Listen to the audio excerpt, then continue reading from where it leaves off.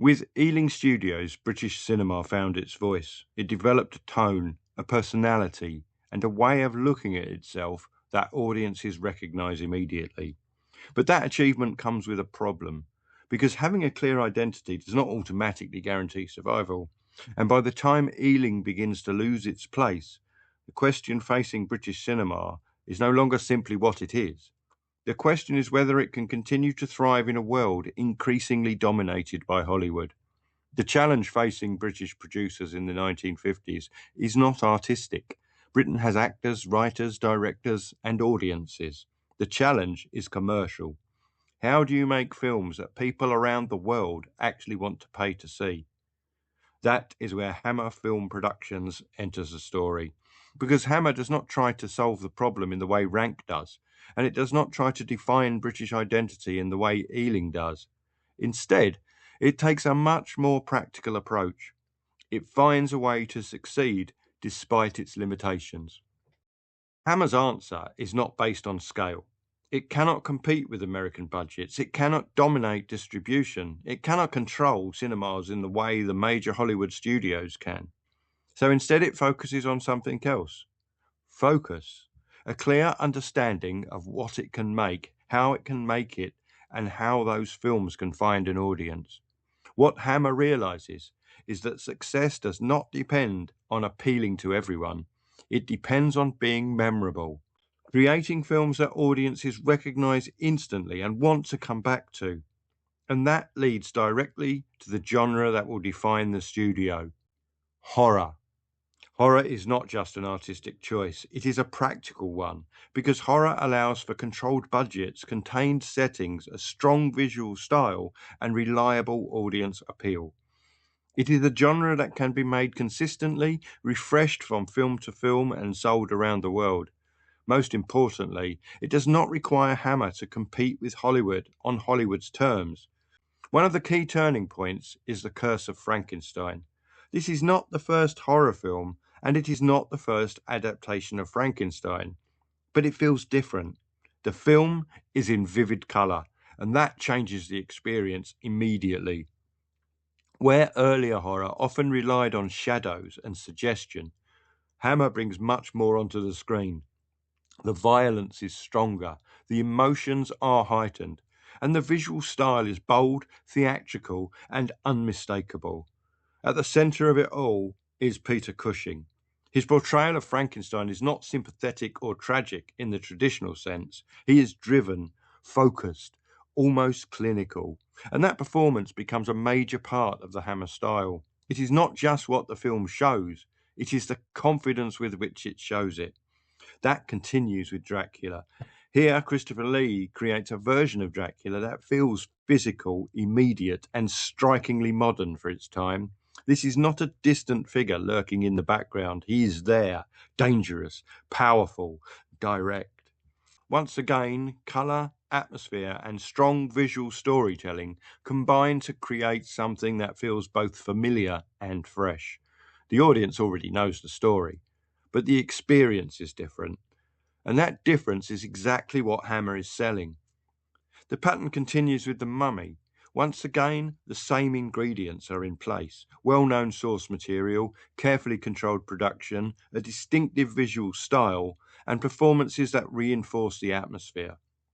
What emerges from these films is more than a successful run of horror pictures. Hammer is discovering a reliable way of making them. These are not isolated successes. The studio is building a reputation. Audiences know what a Hammer film feels like. Distributors know what they are getting. And that reputation begins to travel.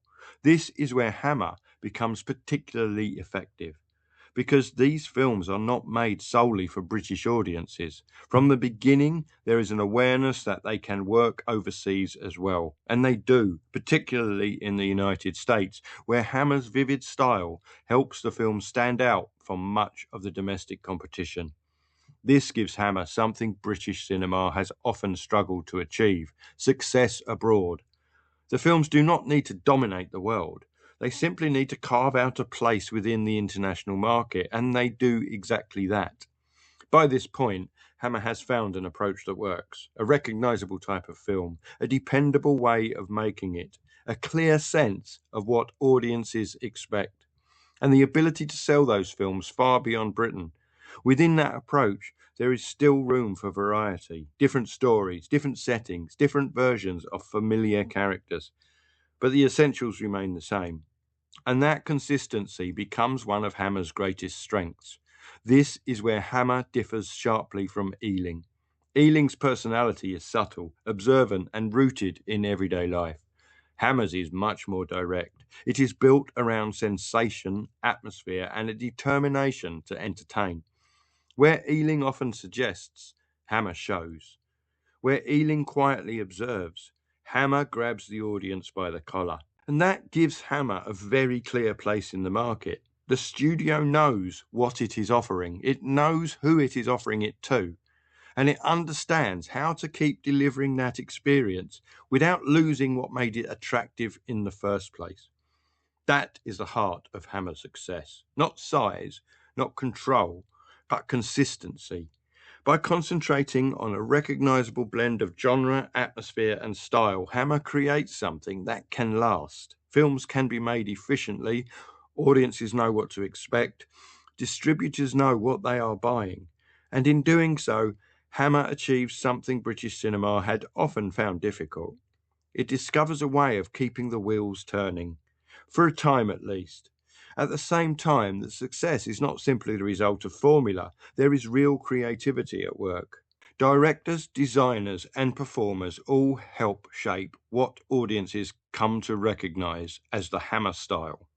The sets are carefully designed, the lighting is deliberate, the use of colour is bold and calculated for maximum impact. And the performances, particularly from Peter Cushing and Christopher Lee, give the films a sense of continuity even when the stories themselves change. That creativity is one of the reasons Hammer's films continue to be remembered. The studio may have found a reliable approach, but it is the talent involved that brings those films to life. And for a time, the results are remarkable. Hammer becomes more than a successful British studio, it becomes an international name. Its films travel, its reputation grows, and audiences around the world know exactly what a Hammer horror film is. In doing so, the studio demonstrates something important about British cinema during this period. You do not have to solve every problem facing the industry in order to survive. Sometimes it is enough to find a corner of the market that belongs to you and make the most of it. That is exactly what Hammer does. But success always brings its own challenges. Because the very thing that makes Hammer successful, its consistency, its recognisable style, and its dependable formula, also places limits on how far it can change. The studio can vary its stories, it can introduce new characters, it can find fresh twists on familiar ideas. But there is only so far it can move before it stops feeling like Hammer. And that tension is already present even at the height of its success. How do you keep giving audiences what they want without simply repeating yourself? How do you remain familiar without becoming predictable? Those questions do not cause immediate problems. For many years, Hammer continues to prosper, but they are there in the background, waiting. Because the world around Hammer is not standing still. Audiences change, tastes change, and competition changes. And any studio that relies on a distinctive style must constantly balance familiarity against repetition. For now, though, Hammer represents something British cinema had not always managed to achieve. A way of making films that works. Not perfectly, not forever, but successfully and for a sustained period. If Rank represents the attempt to build a British film industry, and Ealing represents the search for a distinctive British voice, then Hammer represents something slightly different. The ability to adapt, the ability to work within limitations and still find success, the ability to create films that audiences actively want to see. But that success is not the end of the story, because the circumstances that helped Hammer thrive will not remain the same forever. What works in one era does not always work in the next. The rise of Hammer shows that British cinema can survive by finding new ways to compete. What follows is a story of what happens when that approach begins to come under pressure. Hammer does not solve every problem facing British cinema, but it proves that those problems can be overcome, at least for a while.